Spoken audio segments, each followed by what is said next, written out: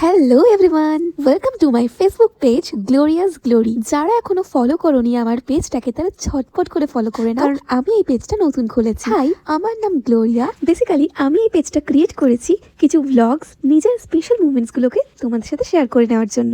আমার নিজের একটা অফিসিয়াল পেজ আছে যেটার নাম হলো গ্লোরিয়া ঘোষ আমার নামে, আর এই পেজটা আমি স্পেশালি খুলেছি আমার ভ্লগসের জন্য। দেখো, অনেকেরই মনে হতে পারে ভিউজের জন্য, টাকা ইনকামের জন্য হয়তো এরকম ফেসবুকে ভিডিওস ভ্লগস পোস্ট করছে, বাট আমি 2019 থেকে ইচ্ছা ছিল আমার, আমি ব্লগস নিজেকে নিয়ে পোস্ট করব ইন ইউটিউব, ফেসবুক, ইনস্টাগ্রাম।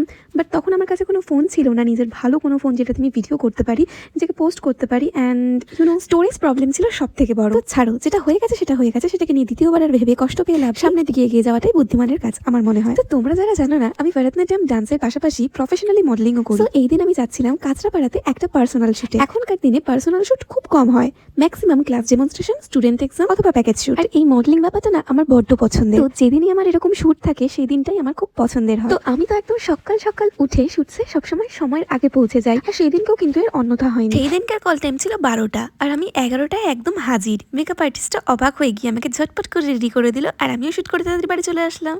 তো বাড়ি আসার তো কোনো ক্লিপ নিতে পারিনি গাইজ, বাট ফলো করো নেক্সট ভিডিওর জন্য। ততক্ষণের জন্য বাই বাই।